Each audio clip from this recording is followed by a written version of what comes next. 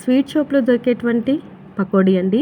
ఈ పకోడీ మీలో ఎంతమందికి ఇష్టమో నాకైతే తప్పకుండా కామెంట్ చేసేయండి. నాకైతే ఈ పకోడీ అంటే చాలా ఇష్టమండి. ఈరోజు మనం దీన్ని ఇంట్లో ఎలా ప్రిపేర్ చేసుకోవాలో చూద్దాం. ముందుగా శనగపిండి, కరివేపాకు, ఆనియన్స్, అలాగే పచ్చిమిర్చి, ఉప్పు, పసుపు, కారం వేసుకొని వాటర్ ఏం యాడ్ చేయకుండా ఒకసారి అయితే మనం గట్టిగా బాగా ఈ విధంగా కలుపుకోవాలండి.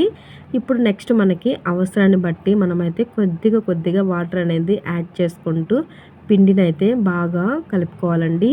వాటర్ అయితే ఎక్కువ యాడ్ చేసుకోకూడదు.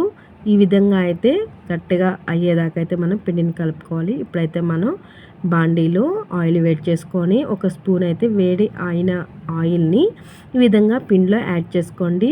టేస్ట్ బాగుంటుంది. ఇప్పుడైతే మనం ఈ విధంగా పకోడీలు వేసుకోవడమేనండి.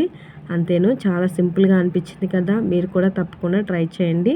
అలాగే మీకు ఎలా వచ్చింది అనేది నాకైతే కామెంట్ చేసేయండి. చూసారు కదా, మన పకోడీ అయితే రెడీ అయిపోయిందండి. ఇప్పుడైతే మనం టిష్యూ తీసుకున్న పేపర్లోకి అయితే తీసేసుకోవడమేనండి.